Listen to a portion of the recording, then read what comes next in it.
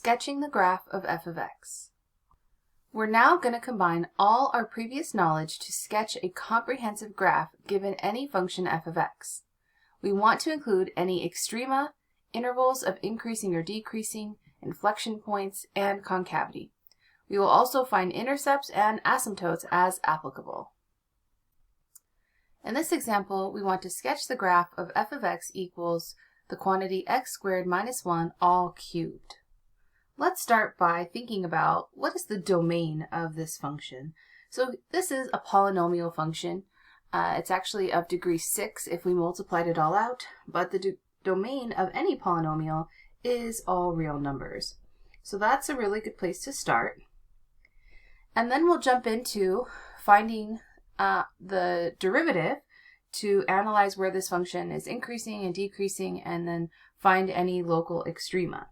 So to find the derivative, I'm going to need the chain rule. We'll bring the 3 to the front. 3 times the quantity x squared minus 1 squared times the derivative of the inside, which is 2x. So we have 6x times the quantity x squared minus 1 squared.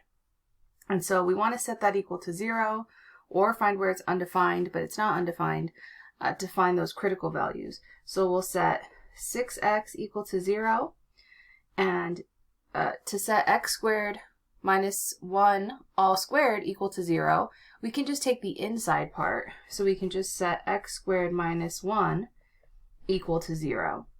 And so dividing by 6, on the left side we get x equals 0.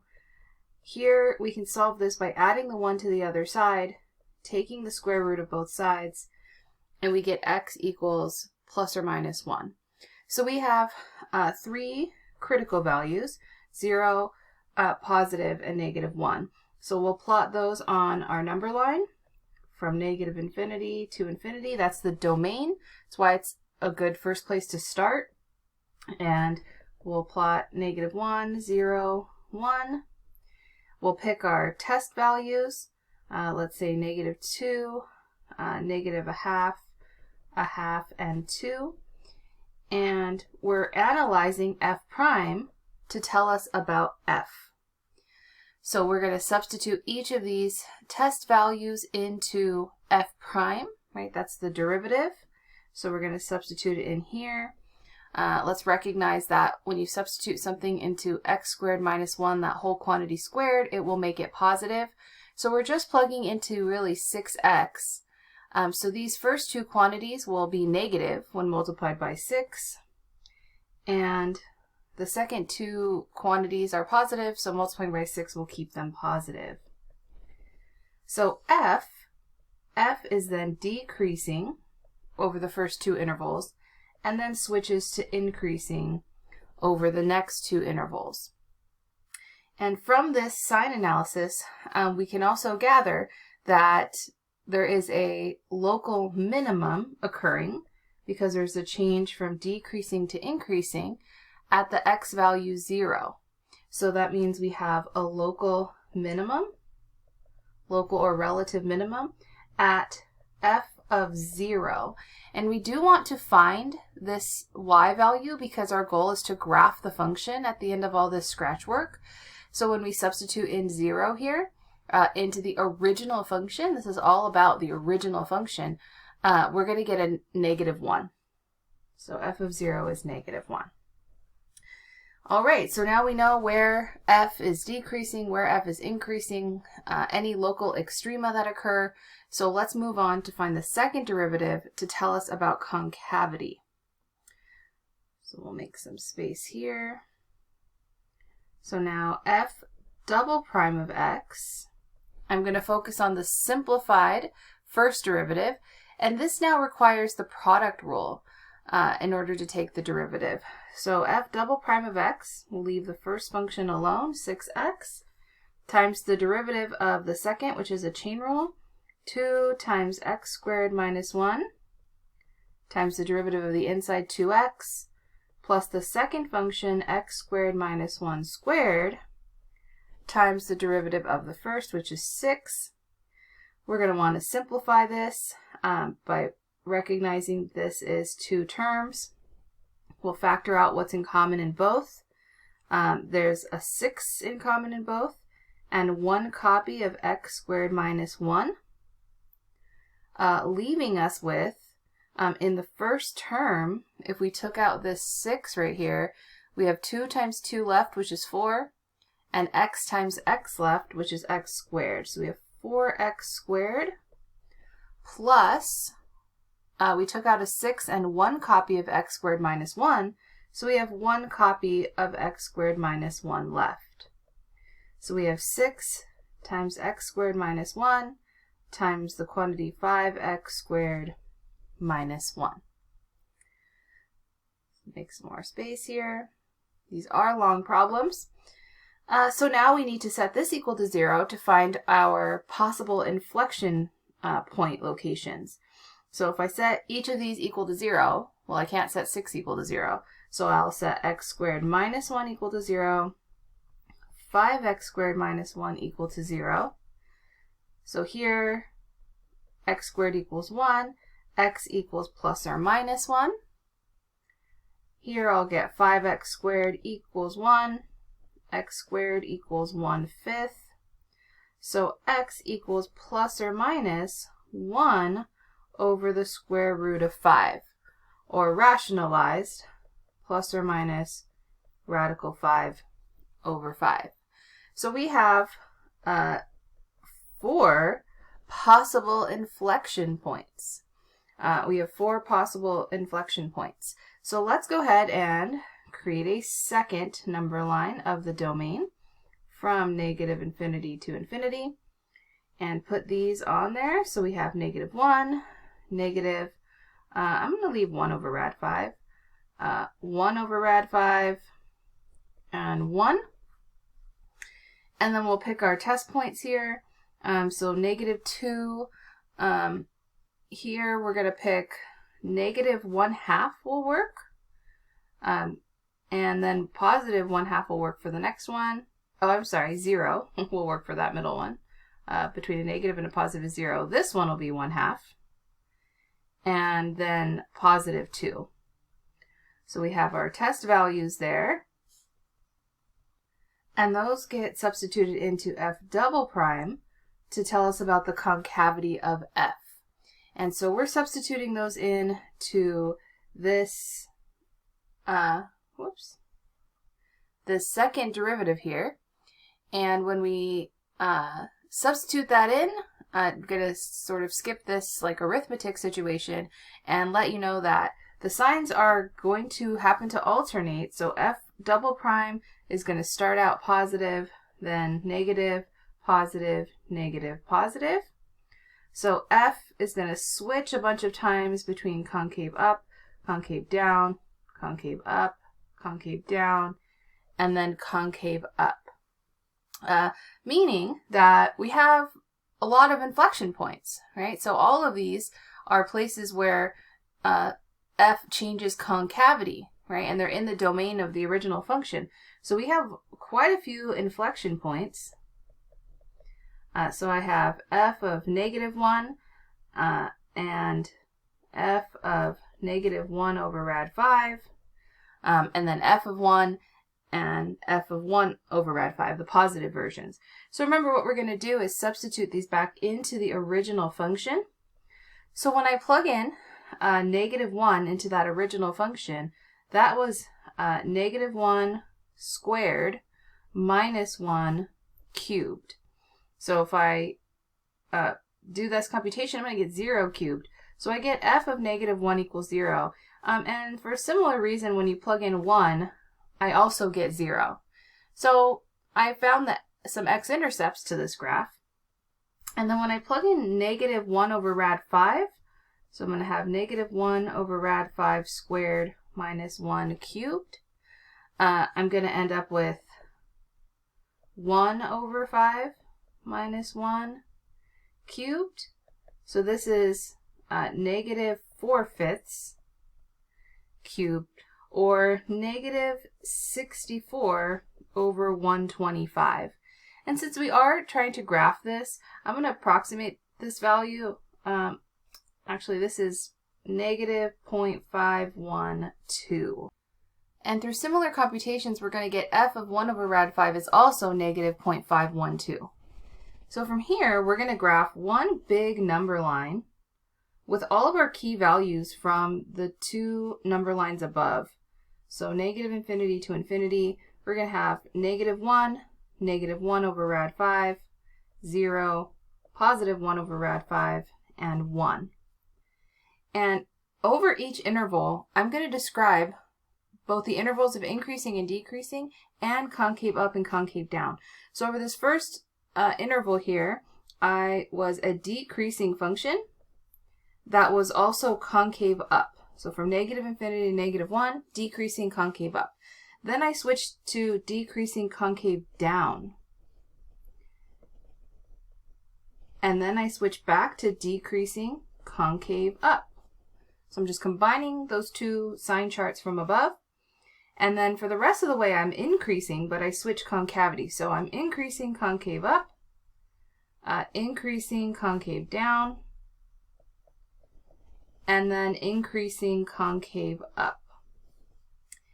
And I like to do this so that under each little interval, I can sketch a tiny piece of a graph that has the properties shown. So decreasing concave up looks like this little shape here, decreasing concave up.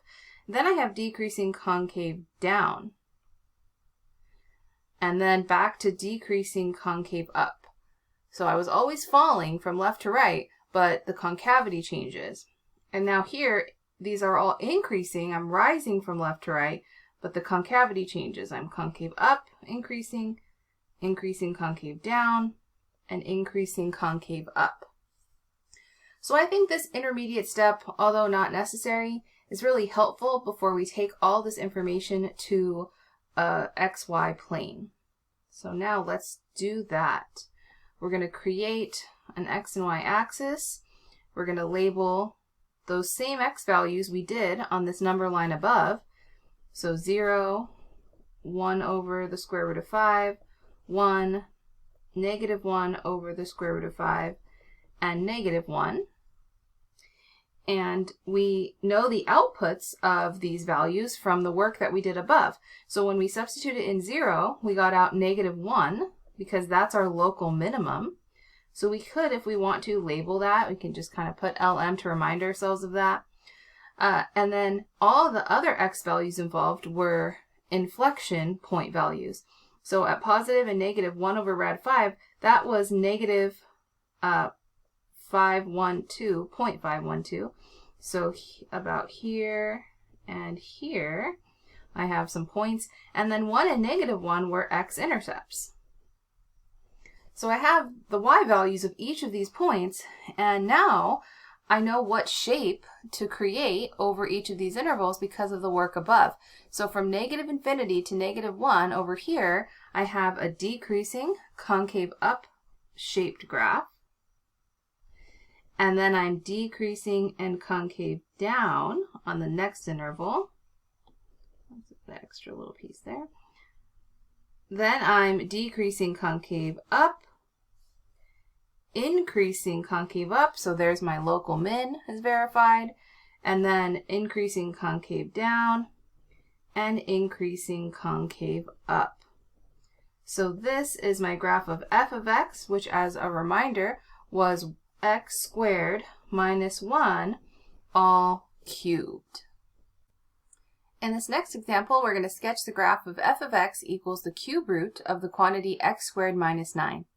And the process pretty much stays the same. So we're just going to work through these computations, recognizing this one also has a domain of all real numbers because this is an odd root function.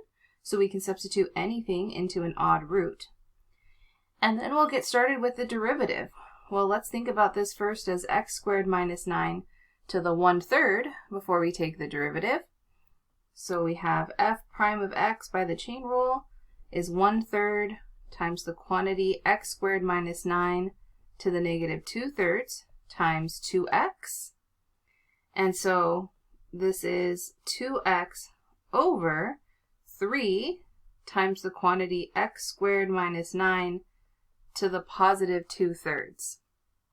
So I do want to rewrite this in a simplified way where we bring that quantity to a negative exponent to the denominator, because we want to know where's our derivative equal to 0 and where is it undefined. So this is equal to 0 when 2x, the numerator, equals 0. So x equals 0 is a critical value. But let's find where this is undefined. That's where the denominator, x squared minus 9, this inside part is what we need to set equal to 0. That's when this derivative is undefined. So x squared minus 9 equals 0. We can either factor it as a difference of squares, or say x squared equals 9, so x equals plus or minus 3. And now, these are also critical values because they're in the domain of the original function. So all three of these are critical values. We'll create our number line over the domain and include -3, 0, and 3. Pick our test points, -4, let's say -1, 1, and 4. And we're going to analyze f prime to tell us about f. And so we're plugging into the derivative to see what happens. And this is, again, arithmetic, so I'm going to just give you these values. Make sure you take your time on this when you do this, when you're substituting, in -4 into each x and thinking about what comes out as positive or negative. We are going to get negative, negative, positive, positive. So f is going to be decreasing at first and then switch to increasing. Meaning that I do have a local minimum when there's a change from decreasing to increasing. There is a local or relative minimum at f of 0. And when I plug 0 into the original function, again, always the original function when we're talking about local mins and maxes and inflection points, I'm going to get the cube root of -9. Right? So the cube root of -9, which is approximately -2.08. So we'll keep that value in mind as we plot all the points at the end. But now let's move on to the second derivative. I'll leave my simplified first derivative in sight so that I can take the second derivative now here, which is going to be a little long. It is a quotient rule with a chain rule inside of it. So we'll start with the bottom function low, 3 times the quantity x squared minus 9 to the 2/3. D high, derivative of the top is 2, minus high, 2x, times the derivative of the bottom. 3 times 2/3 is just 2, so 2 times x squared minus 9 to the -1/3, times the derivative of the inside 2x, all over low squared, so that 3 squared is 9, and then x squared minus 9 to the 2/3 will become to the 4/3 when I square that quantity. And now we have to simplify the numerator by factoring out what's in common in those two terms that are up there. Remember that I cannot just cancel right now, even though I see these two factors, or these two quantities here, x squared minus 9 to the 2/3, x squared minus 9 to the 4/3. I can't cancel because they're not factors. In the numerator, I have terms. I don't have factors yet. So let's take out a 2 and an x squared minus 9 to the -1/3. And what I'm left with is a 3 times x squared minus 9 to the 1st. So when I take out -1/3 from 2/3, 2/3 minus -1/3 is 2/3 plus 1/3, which is 1. So I have that exponent of 1, and from the second term, I'm going to have 4 left over. I take out 1 2 and an x squared left over, and that's it there. And then all over that 9 times x squared minus 9 to the 4/3. Let's make some more space for these lengthy problems. Let's leave that 2 on the top. Inside here, let's do a couple of these things at once.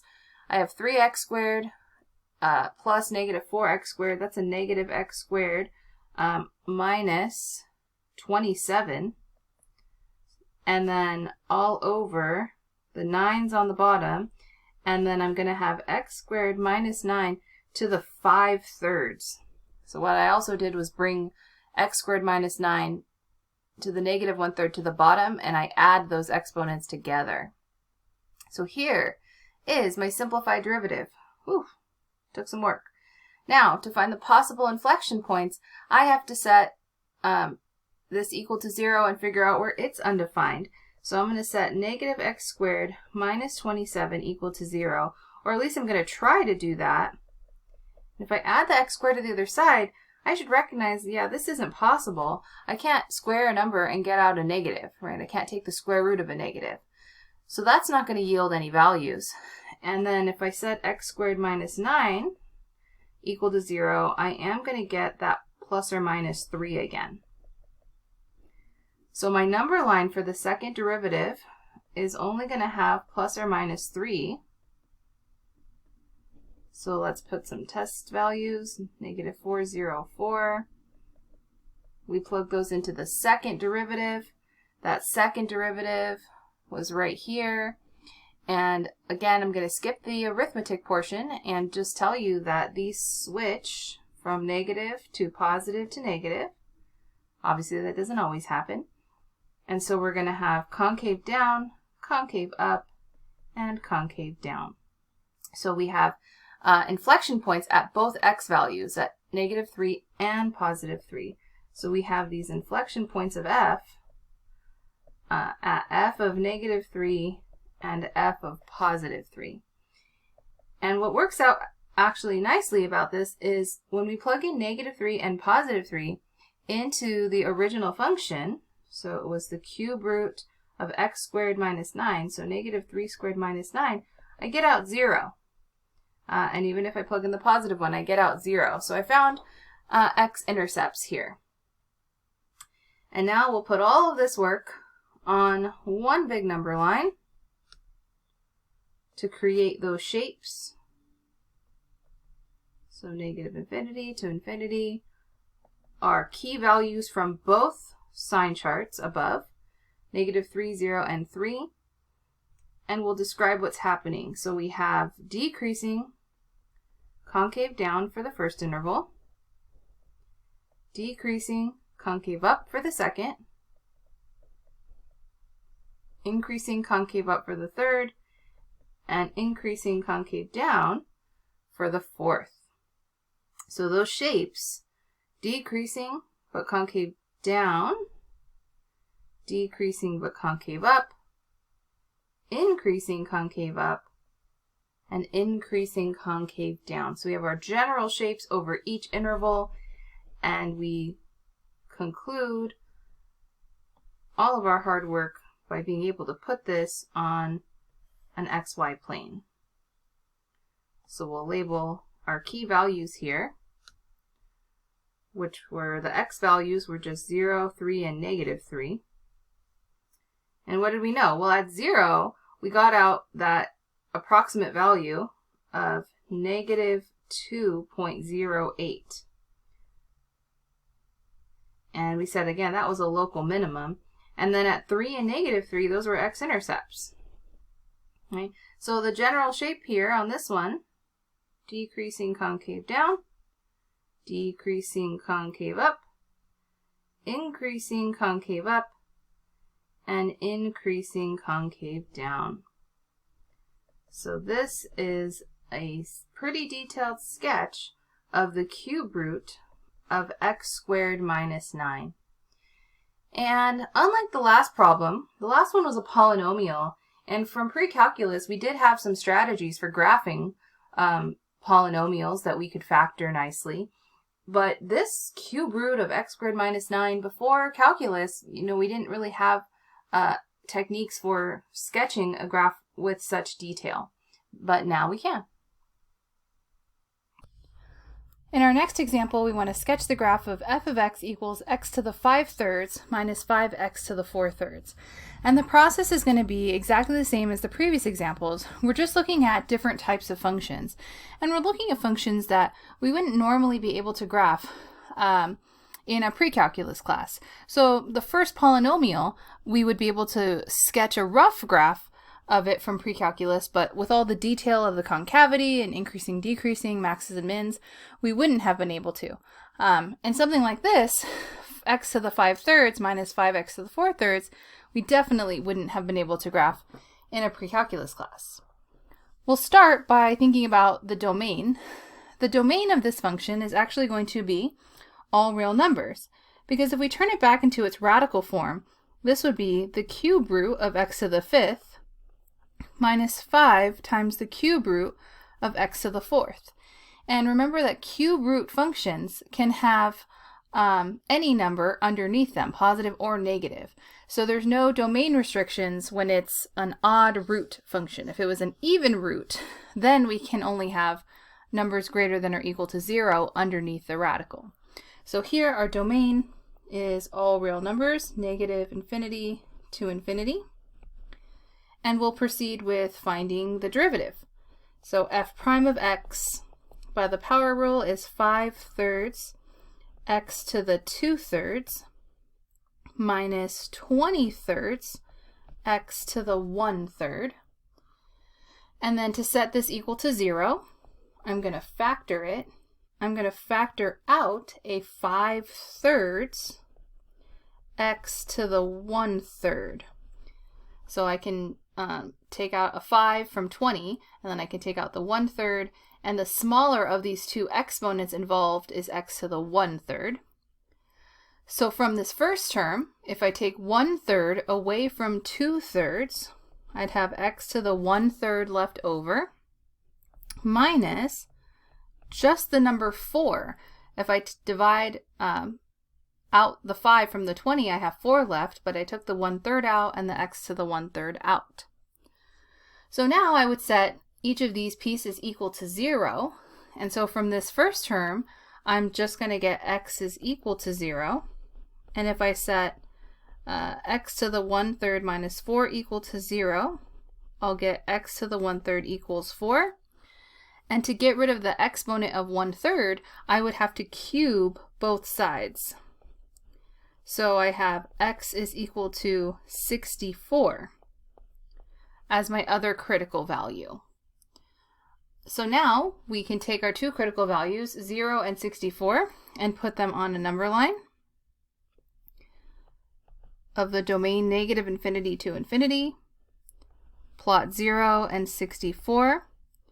Pick our test points, -1, 1, and let's say 65. And we're going to plug those into f prime. We want the sine of f prime of x. Always best to plug it into the simplified derivative, simplified meaning factored, to identify the sign. And of course, that's going to tell us if f is increasing or decreasing. If I plug in -1, right here, the cube root of -1 is -1. So this first part would be negative. And then here, the cube root of -1 is -1. -1 minus 4 is another negative. So overall positive here, meaning f is increasing. If I plug in 1, the cube root of 1 is 1, so that first part is positive. And then here, the cube root of 1 is 1. 1 minus 4 is negative. And so we have a negative overall. So f is decreasing on the second interval from 0 to 64. And then if I plug in 65, okay, so we don't know the exact value here, but we don't need to. So here, you know, the cube root of 65, it's some positive number. That's fine. And then what about right here, the cube root of 65 minus 4? Well, I know the cube root of 64 is 4. I essentially just figured that out right here. So if I take the cube root of 65, that's a little bit bigger than 4. So that means that some number a little bigger than 4 minus 4 is positive. So we do have positive, positive. If you want, we didn't have to pick 65. We could have picked a perfect cube value that we could actually substitute in. But it's really up to you. It's just that numerical understanding. And so ultimately this interval has a positive derivative, meaning that f is increasing there. So we have at 0 a change from increasing to decreasing, meaning we have a local max of f. And then we have a change from decreasing to increasing at 64, which makes that a local minimum of f. And so it would be at 0, f of 0, and then, whoops, 64, f of 64. Right, these are points on the actual function. So if we plug in 0, I mean, that we can do pretty nicely, right? This is just going to be 0 minus 0. If we plug in 64, we're actually going to get a pretty big number out. It's not incredibly hard to do without a calculator, because these are cube roots first. So it's like the cube root of 64 is 4, but then we have to do 4 to the 5th, and then here 4 to the 4th times 5. So kind of big numbers. We do end up with negative 256 as our local minimum value. Now let's go ahead and do our analysis of the second derivative. So let's make some space for ourselves here. I'm gonna have f double prime of x. I'm looking at the original first derivative that's not simplified, so I can apply the power rule. That's going to give me 10/9 x to the negative 1/3. I'm subtracting 1 from 2/3. And then if I bring this 1/3 down, I'm going to get minus 20/9 x to the negative 2/3. So again, I'm subtracting 1 from 1/3, that's negative 2/3. So this is my second derivative. I'm going to pull this up here now. And we need to try to figure out where is that thing equal to 0 or possibly undefined. And I say it could be undefined because I have negative exponents involved. So to start simplifying, I'm going to factor. I'm going to factor out a 10/9 x to the negative 2/3. So between 10 and 20, I can pull out a 10. I can pull out the 1/9, so 10/9. Between the x variables, I can always pull out the variable to the smaller of the two exponents. Negative 2/3 is smaller than negative 1/3. Now when I do that, what's going to be left over here is actually just x. So to convince, actually it's x to the 1/3. So let's show that. It's going to be x to the negative 1/3 minus negative 2/3. So we're going to add the opposite there. So negative 1/3 plus 2/3 is 1/3. X to the positive 1/3. So when I'm factoring out, I'm going to subtract whatever exponent I factored out from the exponents that's remaining. So negative 1/3 minus negative 2/3 became plus, and that's why I ended up with x to the 1/3. And then just minus 2, because I took 10 out of 20, so I divided that out, and then this whole x is gone. Alright, so what I really have here is 10 x to the 1/3 minus 2 in parentheses over 9 x to the 2/3. And I'm writing it like that just to show that I'm undefined when x is equal to 0 here, right? Because it's where the bottom is equal to 0. So that's where I'm undefined. And then I'm also going to set the numerator equal to 0, the part involving x. There's no point in setting 10 equal to 0, but the part involving x. So I have x to the 1/3 is equal to 2. If I cube both sides, I get x is equal to 8. And these are my possible inflection points. So we will put these on a number line, 0 and 8. We'll pick some test points, -1, 1, and I'm going to go ahead and pick 27, just because I'm thinking about cube roots. So that will be a nice cube root to plug in if I actually want to specifically evaluate something. And I'm looking for the sign of f double prime to tell me whether f is concave up or concave down. Okay, so let's plug it into the most simplified version of the derivative here. All right, if I plug in -1, well, on the bottom, I'm ultimately squaring the value of x, so I will have x squared, and then take the cube root of that. But since I'm squaring the x on the bottom's always positive, so I don't have to worry about the bottom. I'm just plugging -1 into the top. So the cube root of -1 is -1. -1 minus 2 is -3. So I have a negative essentially over a positive every time. So that's going to give me a negative, which means I am concave down to begin with.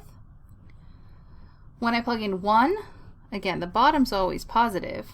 The top, the cube root of 1 is 1 minus 2. 1 minus 2 is -1.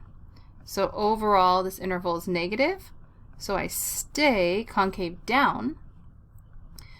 And then over here, if I plug in 27, so that's something I can actually evaluate. Again, the bottom is always positive. Here, the cube root of 27 is 3, and 3 minus 2 is 1, positive 1.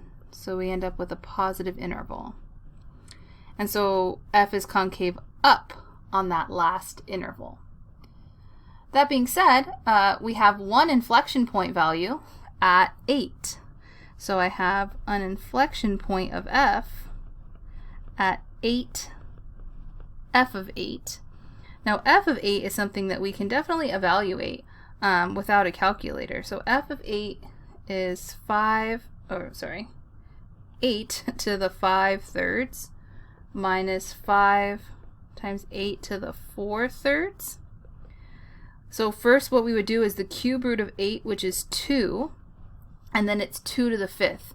So we're addressing like the cube root part first, and then the exponent 5. And then over here it'd be minus 5, and then times 2 to the 4th. So the cube root of 8 is 2, and then it'd be 2 to the 4th. So we have 32 minus 5 times 16. Let's move this up a little bit. So 32 minus 80 is -48. So my inflection point is 8, -48. All right, so now we take those two sign charts and put them together as one number line. All right, so here are those two number lines, or sign charts, so that we can make one number line. From -infinity to infinity, the domain. We're going to include 0, 64, and 8 as our important values here. So 0, 8, and 64. And then let's describe what's happening over each interval. From -infinity to 0, I was increasing. From 0 to 64, I was decreasing. So that's this whole big middle interval. And then beyond 64, I was increasing again. And then in terms of concavity, I'm concave down from -infinity all the way until 8. So that's where I'm concave down. And then beyond 8, I'm concave up. And we will take a second to sketch each of these little parts of the graph. Increasing concave down, decreasing concave down, decreasing concave up, increasing concave up. So we can see what each little piece is going to look like. And then we also have our specific points, the local max, local min, our inflection point of f. And with that, we can take all that information and do our final graph. So let's make some space for that. And we'll go ahead and create our xy plane. Now, if we take a look at our values, we're going to need the origin 0, 0, and we're going to need 64, negative 256, and then 8, negative 48. So we have a lot of negative values. So we're in quadrant, mostly in quadrant 4. So the way I'm going to draw my xy plane here is like this. So I have 0, 0, and it's clearly not going to be to scale. And when I draw, any of my graphs, I just want to make sure and include the key points that I found. So we're going to put, this is going to be 8, and that corresponded to negative 48. And then we also had 64. So again, super not to scale. So there's 64. And then that corresponded to negative 256. Oops, I'm off the graph here. Sorry about that. Okay. So those are my points. And then let's go ahead and start to connect things. So increasing concave down from negative infinity to 0. So that's like over here. All right, negative infinity to 0. I'm increasing concave down. And then I switch to decreasing concave down. So there's my local maximum. And then I switch to decreasing concave up until I get to that 64, negative 256, when I switch to increasing concave up. So this is that graph, f of x, that involved those cube root type of functions. So what I hope you've come to realize so far is that there's really no new information in this section. It's really just bringing it all together. And I do mean all together. We're pulling our pre-calculus knowledge of like domain and asymptotes, a little bit of intercepts. We're talking about first derivatives and whether the graph is increasing or decreasing, local max, local mins, concavity and inflection points. We have to be able to factor really anything and simplify our derivatives. We have to know all of our derivative rules. So this section just really is like a culmination of almost everything we've learned regarding derivatives so far, and then a lot of pre-calculus thrown in. So hopefully you get the concept down, and then figure out where you need to focus your time. Are you struggling with more of the algebra side of things, like factoring and simplifying, than you are the calculus side of things? Because some people just definitely struggle with one thing over another. So the more practice you get, the more you'll be able to identify where it is that you're just definitely nailing those concepts, or you're finding that you have a little bit of weaknesses, and then we can work together to address those. Let's look at another example. Sketch the graph of f of x equals 4 over x squared plus 1. So the domain of this function would actually be all real numbers, because the denominator, x squared plus 1, doesn't have any solutions. If we try to set that equal to 0, we'd get an imaginary number, right? X squared plus 1 is only positive. So there's no vertical asymptotes on this rational function. There's no holes on the graph if this doesn't factor and cancel with something in the numerator. So the domain is all real numbers. And that's going to help us with creating our sign chart. And then let's get into it with finding the derivative. So f prime of x is equal to, the best way to find the derivative of this one would be to rewrite it as 4 times quantity x squared plus 1 to the negative 1, so that I can just use the chain rule instead of a quotient rule. So let's see, it would be negative 4 times x squared plus 1 to the negative 2 times the derivative of the inside, 2x. And so what we end up with is negative 8x over x squared plus 1 squared. So here's my derivative. I'm interested in figuring out where that's 0 and undefined potentially, because it's a quotient. Well, it's not undefined because the bottom can't be 0. We just explored that. But the top is 0 when x is equal to 0. So that's my critical value. And I'll go ahead and start creating my number line here, negative infinity to infinity. Here's 0. We'll pick our test points, negative 1 and 1. And we want to know the sign of f prime of x to tell me whether f is increasing or decreasing. If I plug in -1, I get -8 times -1, that's positive, and the bottom is always positive. So this part right here is positive, meaning my function is increasing. And if I plug in 1, -8 times 1 is a negative. The bottom was always positive.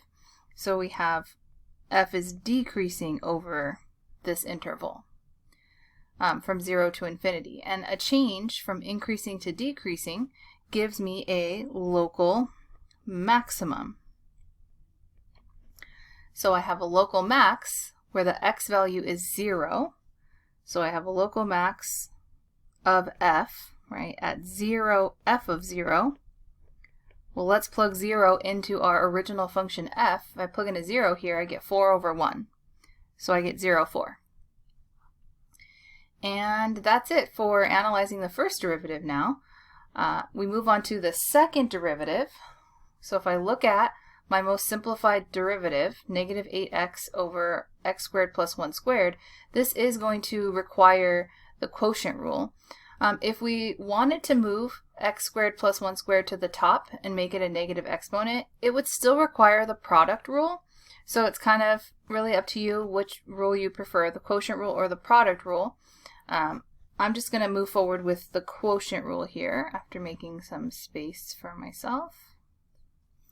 So f double prime of x, I'm focusing on this as my simplified f prime of x. We're going to do low d high x squared plus 1 squared times -8 minus high -8x d low 2 times x squared plus 1 squared to the first times the derivative of the inside 2x all over the bottom squared, x squared plus 1 squared. And then from here we want to try to simplify. Well, in the numerator I can factor out there's an 8 in common in both, and there's an x squared plus 1 in common in both terms of the top. So we'll factor out an 8. Actually, let's take out a negative as well. There's a -8 in both of them. So -8 quantity x squared plus 1. And then let's see what we have left over. If I took out a -8 and 1 copy of x squared plus 1, I have 1 copy left. No need for parentheses. And then here, I took out this -8, so I have a negative left, a 2 and a 2, so that's 4. So -4, 2 copies of x, so x squared. And that's it, because I took the whole x squared plus 1 out. And then all over x squared plus 1 squared. Actually, that would be squared squared, so that's to the 4th. I missed that. So over low squared, so this would be to the 4th. Sorry about that. Right? The bottom over here already had a squared, and then the quotient rule is going to square the bottom again. Alright, so let's see what happens. X squared plus 1. We'll cancel with one of these and turn this into an exponent of 3. And then we can combine some like terms inside these brackets. So 1 minus 3x squared over x squared plus 1 cubed. And we would need to set that equal to 0 and potentially find where it's undefined. So where is this 0 or undefined? It is not undefined. This denominator can never be 0. X squared plus 1, always positive. It can equal 0 when the numerator is 0. So we're going to set 1 minus 3x squared equal to 0. That would be x squared is equal to 1/3, or x equals plus or minus 1 over radical 3, or rationalize rad 3 over 3. Okay, so now let's go ahead and use these. These are our possible inflection points to create our number line. So we'll go ahead and go from -infinity to infinity. We have -1 over rad 3 and +1 over rad 3. So now this is a fraction. You know, rad 3 is greater than 1, so this is some fraction between 0 and 1, right? 1 over rad 3. So that means if I pick a test point, -1 will work. I mean, -1 is less than -1 over rad 3. What's in between a negative and a positive is 0, so we could just pick 0 there. And then here, this is, again, a fraction between 0 and 1, so 1 must be bigger than 1 over rad 3. And we're going to plug those test points into f double prime. We want the sign of f double prime. And the easiest one to plug it into is going to go ahead and be the factored one, like the most simplified version, which is going to be this one right here. Similar to the previous one, we don't have to worry about plugging our test points into the bottom, because if I square something, it's positive. The whole bottom's positive. So I really just have to plug it into the top. And so there's this -8 here. So it's like I'm going to have a negative, and then 1 minus 3x squared. So if I plug in a -1 here, -1 squared, that's 1. So I have 1 minus 3 times 1, or 1 minus 3, that's a negative. So a negative times a negative is a positive. And remember, this tells me about the concavity. Is f concave up or down? Well, if the second derivative is positive, f is concave up. If I plug in 0 into this x, I'm just going to get -8 times 1. So a negative times a positive is a negative, meaning I'm concave down. And then if I plug in 1, it's going to give me, again, the front is always -8, and then this is going to be 1 minus 3. So I'm going to have a negative times a negative, which is a positive, so we have concave up. So we do have two inflection point x values, right? So our inflection points of f are going to be -1 over rad 3, f of -1 over rad 3, and then the positive version, 1 over rad 3, f of 1 over rad 3. Let's remind ourselves what f of x was for a second, so we'll kind of do some scratch work off to the side. We have f of x was 4 over 1 plus x squared. So if I plug in 1 over radical 3, that's 4 over 1 plus 1 over rad 3 squared. So that's 4 over 1 plus 1/3, which is 4 over 4/3. And so if I multiply by the reciprocal, I'm actually just going to get out 3. So sorry, I cut it kind of close over there with that work. And it turns out if I plug in -1 over rad 3, the same answer is going to come out because it's just going to get squared anyways. So these y values are both going to just be 3. So I have -1 over rad 3, 3, and then 1 over rad 3, 3 as my inflection points of f. Now here are the two sign charts that we're going to turn into just one number line. So we have -infinity to infinity. We have -1 over rad 3, +1 over rad 3, and in between there is 0. So our critical values are possible inflection points. We'll describe what's happening over each interval. I'm increasing from -infinity to 0. So we have increasing, increasing. And then beyond 0, I'm decreasing. So that's the summary of our f prime sign chart. And for f double prime, from -infinity to -1 over rad 3, I was concave up. Between -1 over rad 3 and 1 over rad 3, so both of these two intervals, that's where I was concave down. And then I'm decreasing and then concave up past 1 over rad 3. So we will go ahead now and sketch what each of these pieces of the graph will look like. So increasing concave up will have this shape. Increasing but concave down would have this shape. decreasing concave down, be falling from left to right, opening downward, and then decreasing concave up would have this shape here. So we have all of our pieces now, and we have some specific points on the graph, right? Our local max and then our inflection points, values exactly. So we're going to take all this and put it on an XY plane now. So here we'll draw our XY plane. Extend it a little bit. Let's see, so we need 0 is an important point. We have 1 over radical 3 and negative 1 over radical 3.